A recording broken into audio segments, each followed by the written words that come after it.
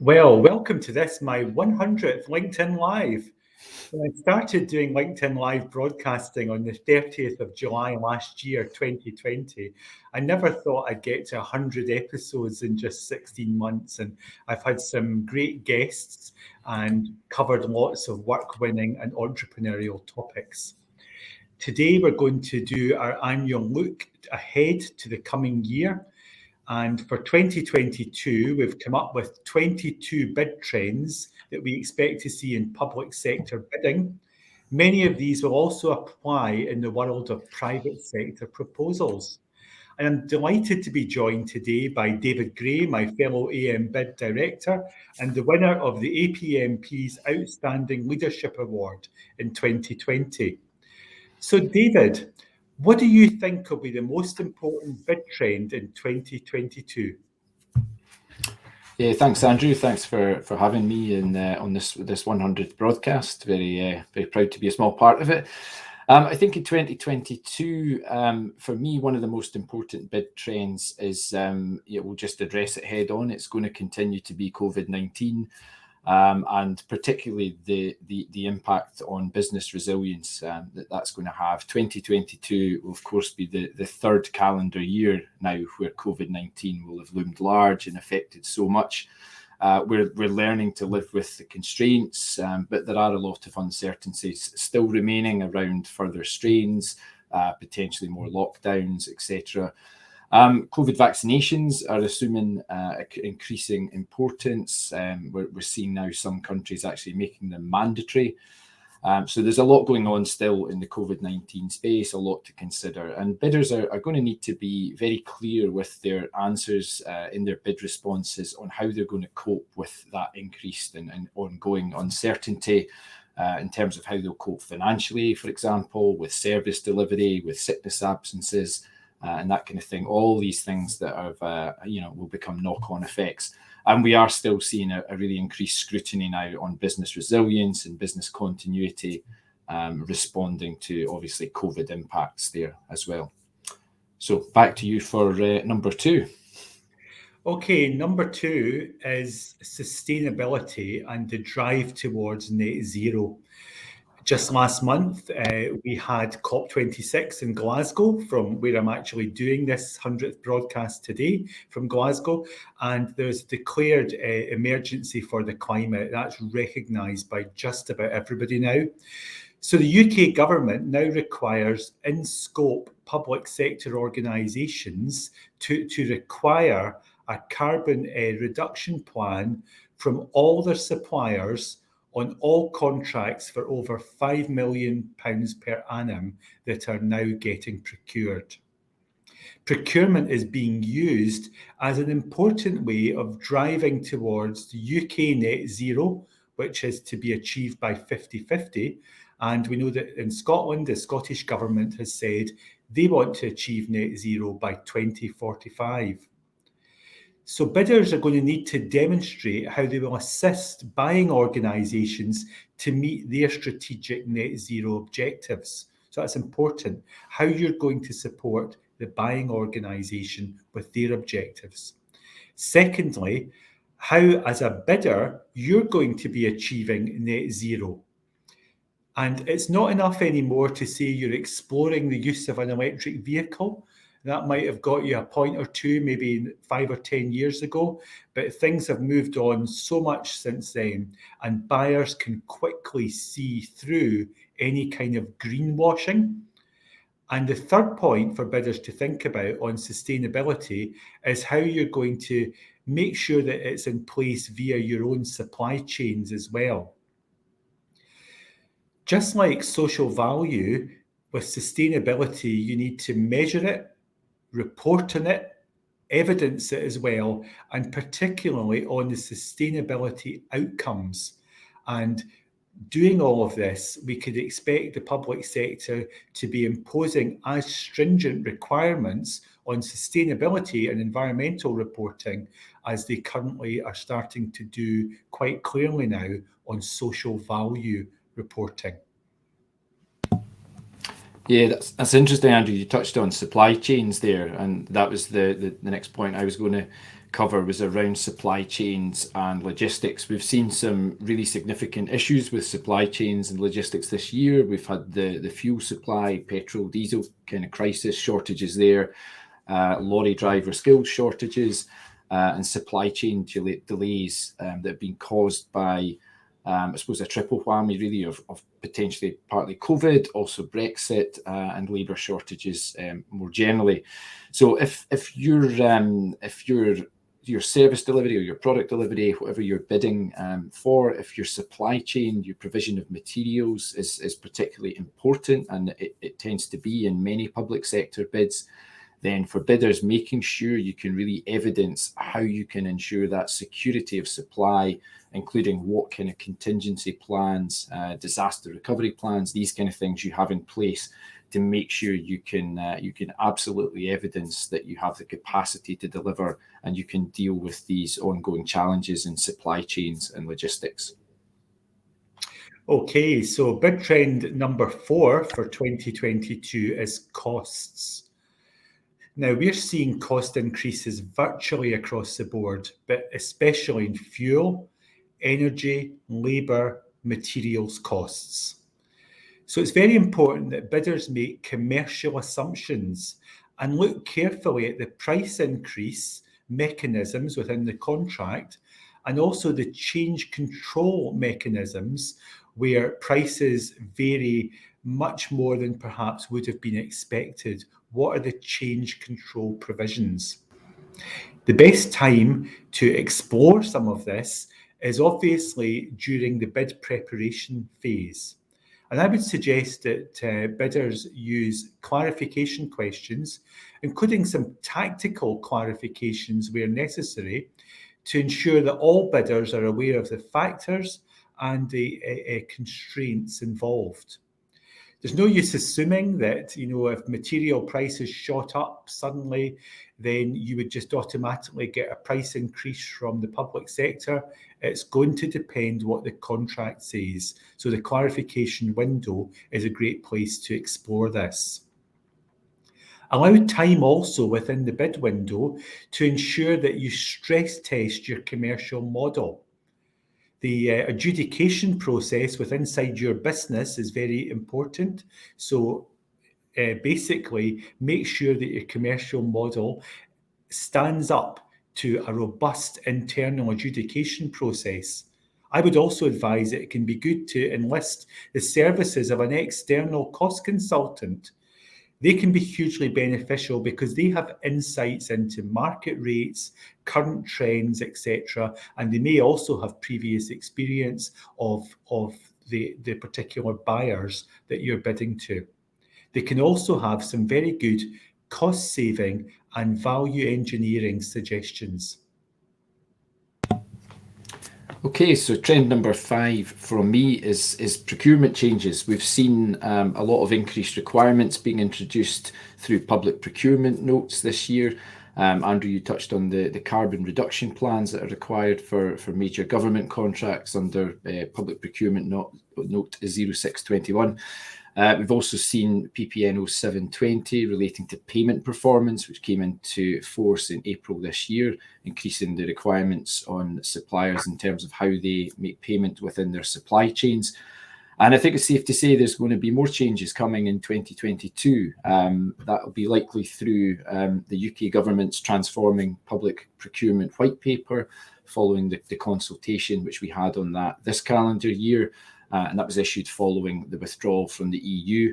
Now, that paper proposed a move away from what's known as MEAT, Most Economically Advantageous Tender, to MAT, which is Most Advantageous Tender. So the hope there is that this will allow other elements of the bid evaluation process to have an increased weighting. So things like social value, environmental factors, sustainability, prompt payment, these kind of things will have hopefully more impact and more weighting in these evaluation processes. So it'll be interesting to see what effects the consultation responses that the government will have received this year have, and whether primary legislation will be brought forward in 2022 to enact new legislation.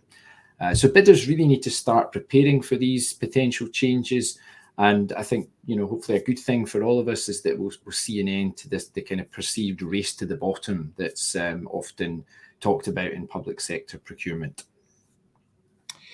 So big trend number 6 is increased use of dynamic purchasing systems, or DPS. We're definitely seeing evidence of an increased amount of dynamic purchasing systems that are coming to the market. Buyers like the increased flexibility that they offer, and they also give more options, particularly for SME suppliers, to get a foothold onto public sector procurement. We're also seeing some of the large framework providers offering dynamic purchasing system options to their member organisations, as well as the more traditional frameworks. So there's a bit of a menu of options there. This does give a better outcome. It's a more responsive approach to new suppliers, to market price changes, and also to innovations, because we're in a very sort of fast developing world with technology. So DPS allow for greater flexibility there. And as I mentioned, a great way for new entrants to public sector bidding to get a foothold into public sector procurement. Okay, number 7 then for me, public spending investment. So there does seem to be a renewed emphasis on funding of public sector projects, with some significant funding promised via the National Infrastructure Strategy to the tune of £130 billion. Also £4.8 billion of levelling up funding. And other public funding streams that will come through, such as the Green Industrial Revolution. And there's also funding available via research, development and innovation grants, including some funding that was previously allocated via EU bodies. So that's something for bidders to look out for there as well. Bid trend number 8, and it's definitely as a direct result of the pandemic, is diversification. So given the attractiveness of the public sector as a client, especially in uncertain economic times, we're seeing more businesses pivoting to seek public sector contracts. This may be already in one part, they may be already working in one part of the public sector and looking to widen their penetration of the market. So for example, they might currently be delivering to universities and colleges, but they're thinking, do you know what? With just a little pivot, we could actually deliver services to maybe the NHS, to local councils, etc. Alternatively, they could be a supplier who has traditionally been in the private sector and haven't really had any experience of public sector. However, they've been delivering perhaps to tourism, they've been delivering to commercial organisations, they've been delivering goods, services or works to the retail sector, and they're thinking, do you know what? We could diversify towards the public sector.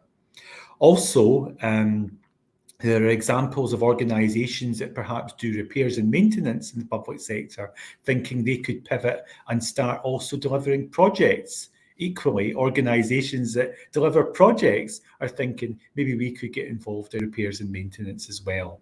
So talking to experienced bid consultants, such as AMBid, can prove very beneficial in understanding how your chosen markets actually work. Okay, and so trend number 9 from me is around connecting to buyers' strategies. So what we're seeing more and more as an emerging trend, and I think will definitely continue into 2022, is more attention being given to alignment with buyers' overarching strategies. So for example, NHS bids we're seeing going out are requiring bidders to overtly align themselves with NHS strategic objectives, such as reducing waiting times and reducing waiting lists, and state how their specific solution to the contract being tendered will help them achieve these objectives.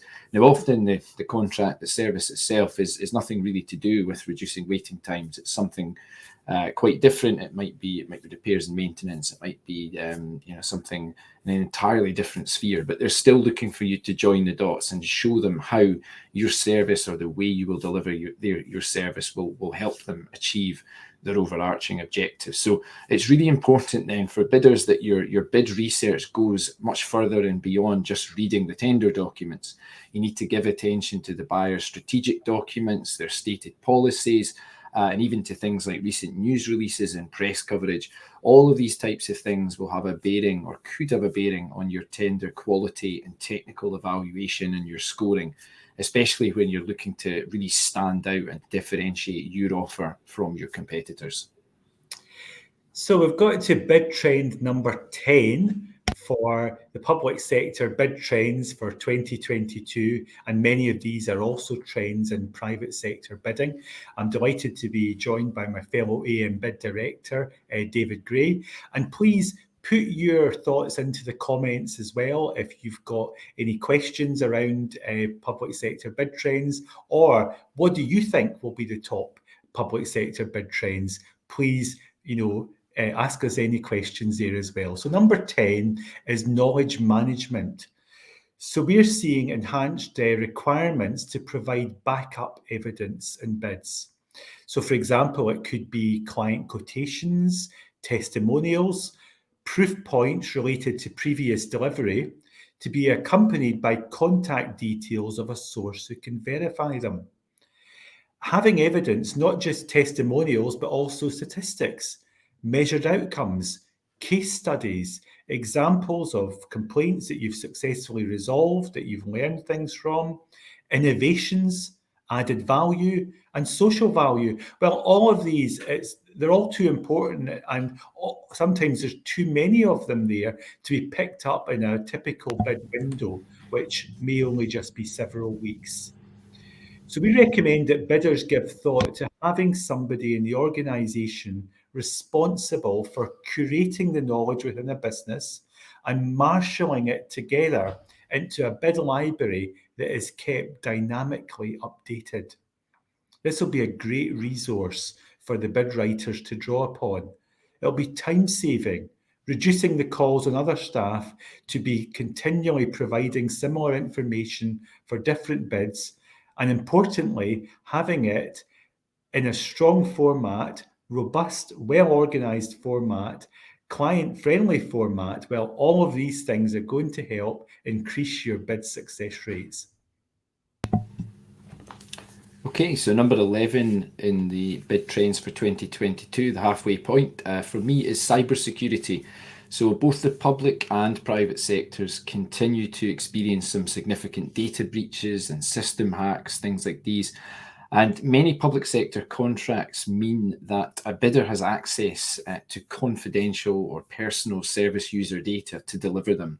So what we're seeing now is more and more buyers requiring enhanced Cyber Essentials accreditation or similar comparable accreditations at a minimum. And also for larger contracts, accreditations like ISO 27001 information security management. So really important for bidders to be keeping up with, and in some cases getting ahead of competition by improving your cyber security arrangements, your cyber resilience, and securing external validation of this at the highest level that your business can afford, but also keeping an eye on the requirements for these contracts. A lot of these accreditations are not quick wins, so you need to give yourself plenty of time to get them in place before the contracts you're looking to secure are tendered. It's very unlikely you'll be able to achieve these kind of accreditations during a typical public sector bid window. So it's important to identify what you need to do and get on with it really before the bids you're looking to target come to the market. So trend number 12, we're just going to talk for a moment or two on SME bidding, small medium enterprise bidding. Now, both the UK Government Cabinet Office, as well as the devolved governments in Scotland, Wales and Northern Ireland, they all would like to see SME businesses getting a greater share of the public procurement pie. However, there remain some barriers to achieving the maximum potential for this. David, can you talk us through some recent independent research commissioned by AMBID on this point? What are the SMEs telling us? Yeah, some really interesting findings came from this research that we commissioned, as you said, Andrew.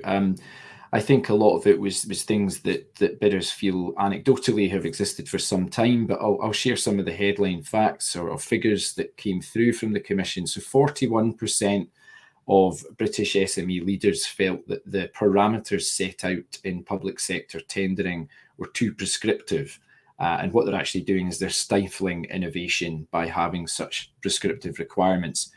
46% of the research study respondents cited an understanding in navigating the complexities of the procurement process as a challenge to them. So just the actual navigating, finding their way through the process, the maze as it's sometimes called. Almost half of those that we spoke to said that was a barrier for them.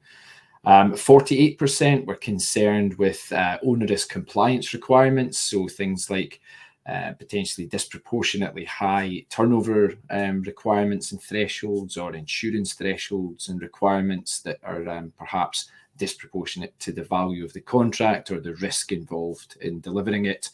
And 41% felt that often deadlines, submission timescales and deadlines were too short.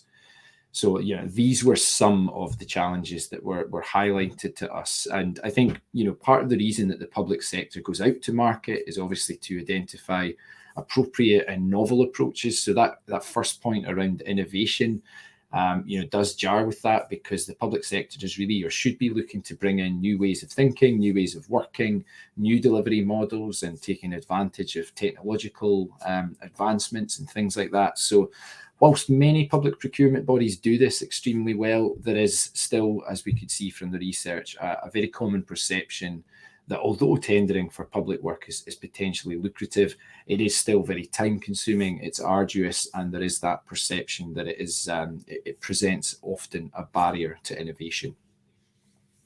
Okay, now in that same research, over 3/4 of SME leaders said that if they could get help, they would be interested in bidding to the public sector. And AMBID developed a solution which we just brought to the market in the autumn called Ultimate Tender Coach. David, could you just give us a few brief details about it and also tell us where bidders can find out more?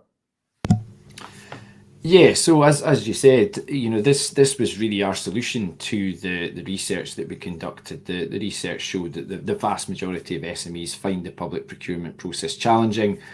So we created an online digital product, a training and coaching product to help them overcome some of those challenges, get past these barriers, and really help that enhancement of SME engagement. So it's an online digital tender training program specifically aimed at SMEs bidding into the UK public sector, looking to win public contracts in the UK.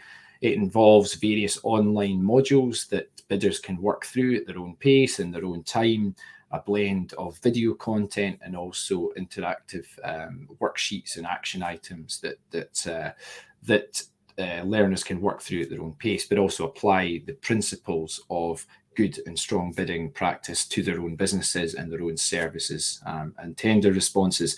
And it's supported as well by a live weekly coaching call, which will be or is with myself or you, Andrew, or our colleague Philip. So we've got people within AMBID who are actually having live coaching calls, again, so that the content can be made very specific to individual bidders, and so that they can come with their challenges and any specific requirements they have for us to address with them. And there's also a LinkedIn group as well. So all the bidders involved in Ultimate Tender Coach can use this LinkedIn group to chat to each other, to chat to us, and find out more from their peers as to what innovative new ways of bidding they're taking on to help win public sector contracts. So it's a really good kind of group feel to that, as well as the weekly coaching calls that we talked about. Okay, thanks, David. And of course, further information is available on our website, the Ultimate Tender Coach. Do you want to press on with bid trend number 13, David, please? Yeah, absolutely. So this is around data. And again, this has been something we've seen more and more, data analytics, data modeling, this kind of thing. But it's really about using data insights to drive decision making. So for example, in identifying trends, demand, spend analysis, predictive service delivery, basically identifying something before it becomes a major issue, and also modeling out how various solutions could be provided to address some of these potential challenges. So there's a lot of many benefits to this type of use of data. It can provide options for streamlining efficiencies. That's just one of the ways that bidders who can evidence how they will use data will be able to help benefit their buyer and help differentiate their bids by having that real robustness in how you're using data. So using things like data visualization tools and dashboards, advanced analytics and modeling will certainly help you, but you really must make clear to the buyer, as always, how it's going to benefit them. So, it's not just about talking about what you'll do, how you'll analyze and how you'll model the data, but actually showing them where that will benefit them. Will it save them money? Will it save them time? Will it enhance their solution? What is it about that data use that's going to be of most benefit to them? So that's the kind of thing that you want to be thinking about articulating in your bids in relation to data. So bid trend number 14 is around new technologies, and some of these aren't so new now, but still relatively so. So such as artificial intelligence, augmented reality, virtual reality, robotics, the Internet of Things, cloud technology, machine learning, 3D printing and blockchain. Well, some of these could have parts to play within your contracts. Now, the buyer will be interested in how your deployment of new technologies will make things better for them. And of course, if we're talking about the public sector, we're also talking about their service users. So the usual bid-win themes of better, faster, cheaper, safer, greener, these bid themes can be brought to life with examples of how technology will be used to deliver better outcomes. Also take into account compatibility with any of your client systems that the new technologies may need to integrate with. You don't want to be marked down for a proposition that could not be used at your client end of things if that was a requirement. Okay, so next trend for me is looking more internationally at global opportunities. So both Brexit and the COVID-19 pandemic have brought about changes on how and where and ways we can do business internationally. So UK-based firms are increasingly looking up to global market opportunities and opening those up. And trade deals are being struck with many countries, which could open up new markets for them too. So whilst the main focus will be on the shape of a future trade deal with the USA for the UK, other trade deals will likely be of more than passing interest to many UK businesses. So, for example, the Trans-Pacific Pact of countries of Japan, Canada, Australia, Vietnam, New Zealand, Singapore, Mexico, so forth. This pact removes 95% of trade tariffs between its members. And also we're seeing Middle Eastern states are starting to contemplate a life beyond oil and gas, and they're ploughing major investment into things like construction, infrastructure, travel destination options, and of course, renewable energy. Bid trend number 16 has already been trailed in the comments to this broadcast. So it's diversity and inclusion. Now, in addition to bidders needing to provide evidence of their commitments to equality, diversity, inclusion, they can also deliver important outcomes via the social value element of contracts. An example of an organisation that can assist with both recruitment and links to ethnic minority-owned SME businesses is the highly successful Black Professionals in Construction, or BPIC, network. I actually last week was at the BPIC Network Awards in Canary Wharf in London. There was around 400 people there, and it was great to see just what that network is actually achieving. It was started less than 2 years ago, and it's already demonstrating what can be done by working in partnership with contractors, including some of the country's largest contractors, and interested parties as well. Okay, so bid trend 17 from me is the potential impact of another Scottish independence referendum, should it happen. So depending on how COVID-19 goes and how the economic recovery from that proceeds, the Scottish Government has a manifesto commitment to push for a second referendum before the end of 2023. So this will and may have impacts on the perceptions of Scottish bidders in broader UK markets, but also on non-Scottish bidders who are bidding for contracts in Scotland. Now, of course, the public sector evaluation panels will be expected to maintain strict political neutrality, but bidders, especially those on long-term contracts, will want to give some thought to how their contract would be delivered, bearing in mind all the potential implications that may arise if Scotland does vote to become an independent country, if that referendum does indeed take place. Okay, recruitment of bid staff is a key trend for next year. So while 2020 was largely an employer's market due to the pandemic, we saw redundancies, we saw furlough, short-time working, etc. 2021 has seen a reversal of this, with candidates currently in the driving seat in most sectors. There are resource challenges with many vacancies in the bid sector, and some bidders are really struggling to attract or retain staff.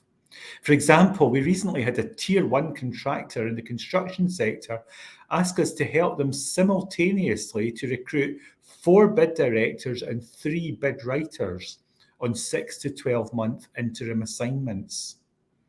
And whereas previously companies had required their bid staff often to be present pretty close to 5 days a week in the office, the pandemic has completely changed this. Most people are no longer prepared to live with a 5-day per week commute to the office, and they will change employer if they feel coerced into doing something that they don't want to do. People have embraced the change to home working, and many want contracts that have flexibility, with hybrid working arrangements very common now. It's also common to see jobs advertised with location being UK / some attendance at office, e.g. London, required. These jobs in the past, the person had to be London based and office based, quite often virtually 5 days a week. IR35 is also really having an effect on some of the interim assignments, and HMRC will be stopping their light touch approach to compliance in April 2022, and there will be some hefty financial penalties coming where the wrong choices have been made around decisions about whether the status of a person should be an employee, a worker, a contractor, for example. And I would say getting the right advice on these matters is really vital.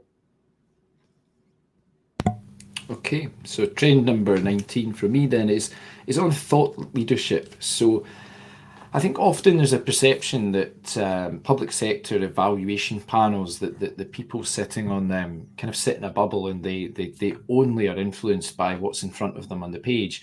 And whilst that is to some extent the purpose of the role and the way these bids are evaluated, the reality is that no people sit in bubbles and can work that way. So these evaluation panels are like many of us consumers of digital and social media. They're engaging in platforms like this, like LinkedIn. And we might think that none of this could have any impact or any effect on public sector procurement decisions. But so long as these people and these decisions are taken by human beings, by real people, then it's really impossible to exclude any subliminal or emotional elements of decision making. So these shouldn't be overlooked. And we've seen thought leadership create and generate opportunities for companies, even in the public sector, where public sector buyers have perhaps reached out to organizations to alert them to a tender process that's coming up or that's live, because they've seen them, they've been influenced to some extent by their thought leadership, and they've wanted to have them involved in a process. So give some thought to how you can pique the interest of decision makers through thought leadership, especially by creating content in places where they're likely to consume that. You can look to follow your target organizations through their social media and their content, and also engage with them on the same platforms. Look at ways to access decision makers, to get your message across to them on social media, to connect to them where it's possible to do so. And just look at, I guess, ways to get yourself on their radar by engaging with their content and sharing some of yours in a natural way that is likely to pique their interest. Okay, thanks, David. And that neatly segues us into bid trend number 20, procurement events. Now, we have seen some in-person events in 2021. I was a big one in London just a couple of weeks ago, but we've also had a bit of a mixed bag of virtual events. Some of them seem to work quite well, the technology, etc. Other ones, there have been some issues. Now, depending on the progress in combating COVID-19, and of course, we're all dreading any kind of super variant strain emerging, but expect to see, if these things don't happen, more in-person events in 2022. We're also seeing some event organisers looking at innovative hybrid models of simultaneously being in a venue as well as offering live stream options. Bidders who make the effort to connect with their markets, for example, at in-person events, may get ahead of other bidders who choose to hang back. However, safety has to always be paramount. So risk assessments, COVID secure arrangements need to be given important attention by all involved. Now, for bid trend 21, and the last one that you're covering, David, of the 22 bid trends, I want to talk about the bid profession, especially APMP, the Association of Proposal Management Professionals, which is the bid world's professional certification and membership body. How did 2021 go for APMP, especially as it was your first year on the International Board of Directors? And what are APMP's plans and aspirations for 2022? Yeah, thanks, Andrew. It's been certainly been an interesting first year on the APMP International Board. There's been plenty going on. I think, like everything really, my experience has been impacted by the COVID pandemic as well. We've seen a number of in-person events that have had to become virtual events. We've seen limited or some restrictions on attendance at the big bid and proposal con back in Denver a couple of months ago, just because of restrictions in entering the USA for international travelers. So in that sense, COVID is, as I suppose, loomed heavily over everything APMP related as well.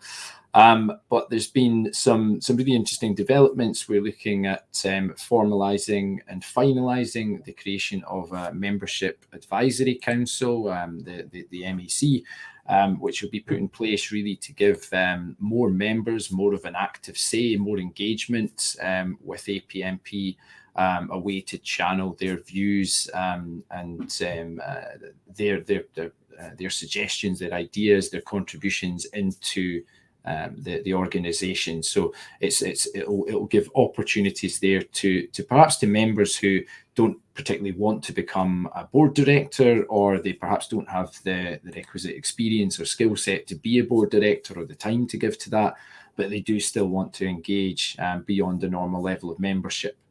The other thing we did quite a lot of this year was in focusing on the long-range planning for APMP. So you'll start to see some of that rolling out in 2022. And that was largely discussed and, a process that we planned for and discussed at length during the conversations for those in the room in Denver, and for the rest of us all over the world engaging virtually. We had a very robust full day of planning, looking at what the long-range plan for APMP will be, and the strategic vision and the execution of various strategic elements over the next few years. So I'm also, I have to say, I'm hoping for more live events this year. I think we all are, both at a UK chapter level and internationally. I'm personally hoping to get to more live events hosted by APMP, including the bid and proposal call in the BPC Europe, which is in Amsterdam this year, and also BPC Global, which will be held in Dallas. So hopefully these events are on and not impacted by travel in the way that they were previously, so that people can actually engage in person with fellow members at these type of events too. Okay, so the final bid trend number 22 for 2022 is marginal gains and bid transformation. Now, super bidders have looked to be continuously improving every part of their bidding function and their bids, but many now appreciate the difference that external bid professionals, consultants, can make. For example, AM Bid has been booked for an exciting 6-month bid transformation project by a major organisation as part of their drive to achieve 100% business growth in a 5-year period. The directors of that contracting business recognise that it could be difficult to achieve this growth with their current setup, and the external bid professional consultancy can help turbocharge bidding success. Now, David, you've got some good news for 2022 regarding LinkedIn Live. Yeah, so I think I've done a few LinkedIn Lives with yourself, Andrew, over the course of your 100. I've done one myself as well, but I suppose it's just for me. I'm planning to do a bit more with my own LinkedIn Live in 2022. So I have a number of very insightful and exciting expert guests lined up who are looking to speak to me on various subjects. I'll be looking, of course, at bidding, but also on leadership and other topics that will hopefully offer people some helpful advice and some fresh perspectives, really, for those who are looking to learn, grow, and develop their understanding on various topics. So, yeah, looking forward to that and doing a bit more with the platform in 2022. Great. Well, that sounds really exciting. Of course, I'm going to continue. I hope to do another 100. In fact, somebody today wished me well and said they'd like to see 1,000. Don't know if I'll get to quite that number. But I'm going to be focusing on the wider work-winning ecosystem and my favourite business topic of entrepreneurialism. So keep a lookout for not one, but 2 of us doing LinkedIn Live broadcasts in 2022. Thank you also for the great questions which people have put, and we will get back to you on these points. And thanks, David, for the work you've put into helping me create these 22 bid trends for 2022. And we'll certainly be listening out for your LinkedIn Lives and also looking out for what's going on in the world of APMP next year too. Thanks very much.